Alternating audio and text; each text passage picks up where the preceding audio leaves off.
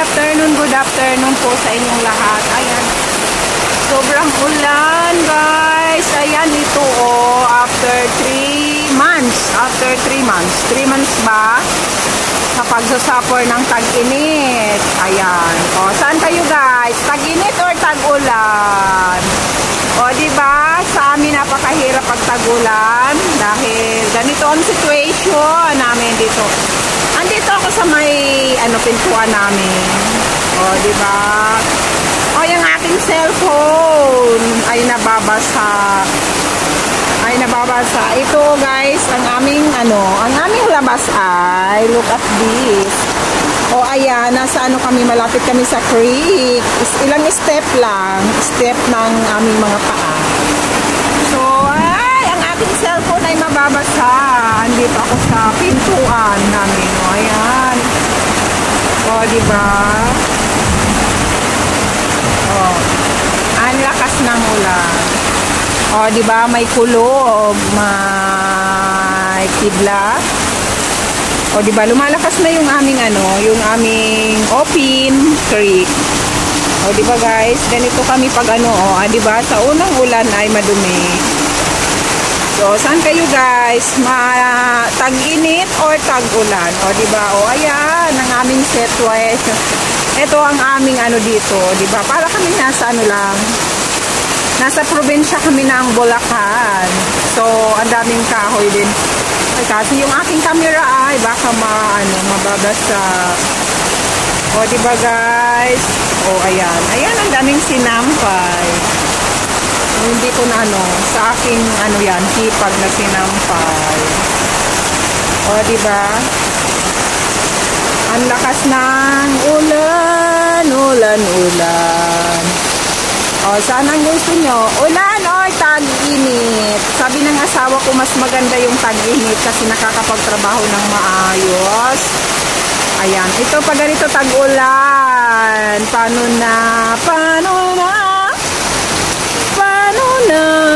ako? Lalong-lalo na yung mga nagtatrabaho. Paano na ako?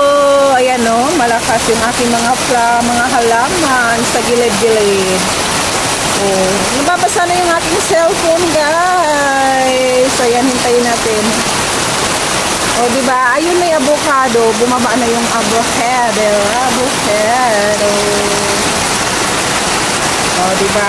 Lalakas yan, ang lalakas ang tubig. Diba? Kumikidlat. Humihina-hina ng konti. Binibidyohan ko yung aking yung aming kapitbahay. Ayan na guys. May dumaan. Diba? Ito ang aming lugar. Ang aming lugar nasa Bulacan. Diba? Mas maganda na nasa probinsya kayo guys. Akala ng mga taga-probinsya maganda dito sa Maynila, pero mas maganda sa probinsya.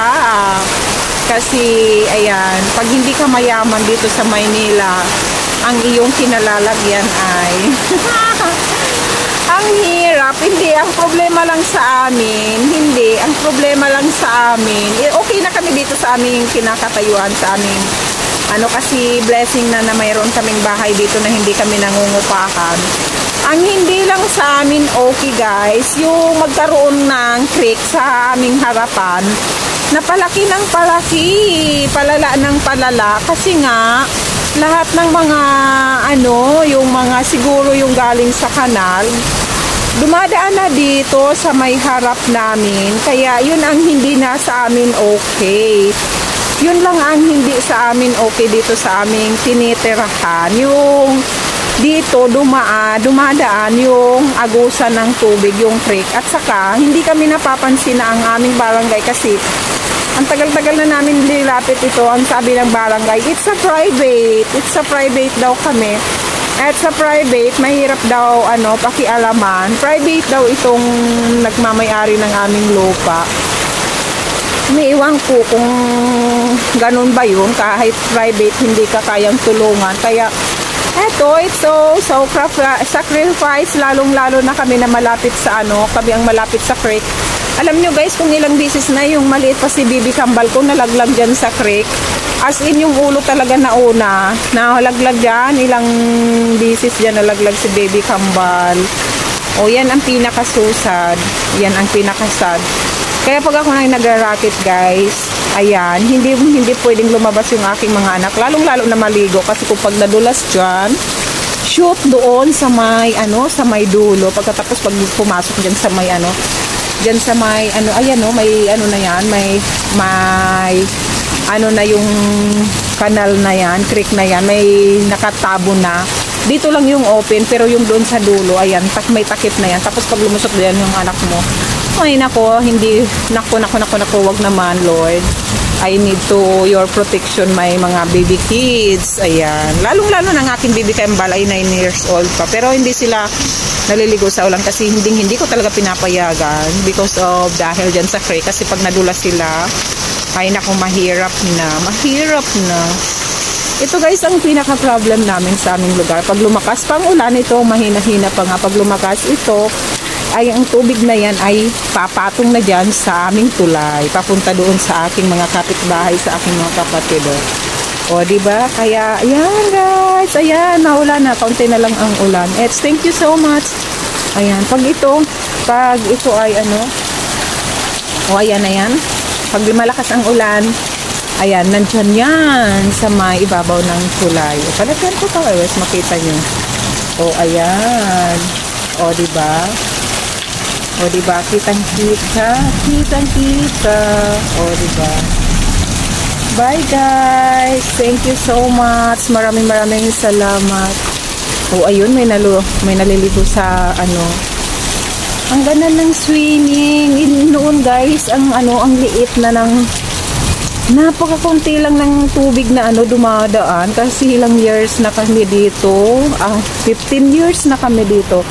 Siguro 1 to 5 years kami dito. Ang dumadaan dito ng tubig, napakakunti yung galing resort lang. Pero nung habang tumatagal ay palaki ng palaki yung yung tubig na siguro yung galing doon sa pinakataas dito na pinapadaan. O kaya hindi tayo magpakakampante kasi siguro after 20 years siguro hanggat ganito ang situation namin, hanggat naka-open canal niyan, delikado na. Palaki ng tubig na dumadaan. Kaya kami nga 15 years. O, di ba? Ganyan na. Kaunting ulan lang yan, guys. Pero ang laki na ng tubig pag o, di ba? Lang, yung ulan ay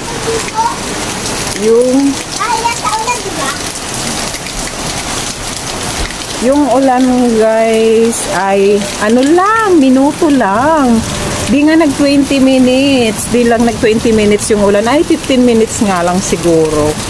O, hindi nga nagtagal. Ilang minuto lang. Pero ang lakas ng tubig. Pero pag naging 1 hour na ang ulan na yan, ay nako, ang lakas na ng tubig dito sa amin. Kaya ito, ayan. Pero blessed pa rin sa amin kasi hindi kami nangungupahan.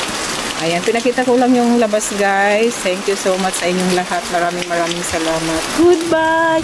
Goodbye to you, my best friend. Goodbye to all my best friend.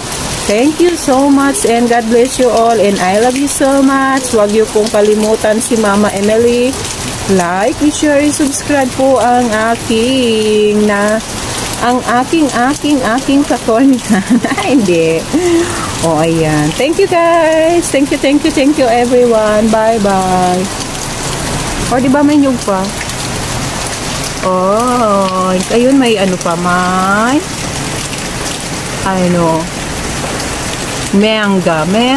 manga. O, diba, maitim ang kalangitan. Bye-bye, guys. O, diba, saglit lang, pero lumakas yung agos ng tubig sa creek. Paano pa kaya kung tuloy-tuloy ang ulan? O, diba? Bye.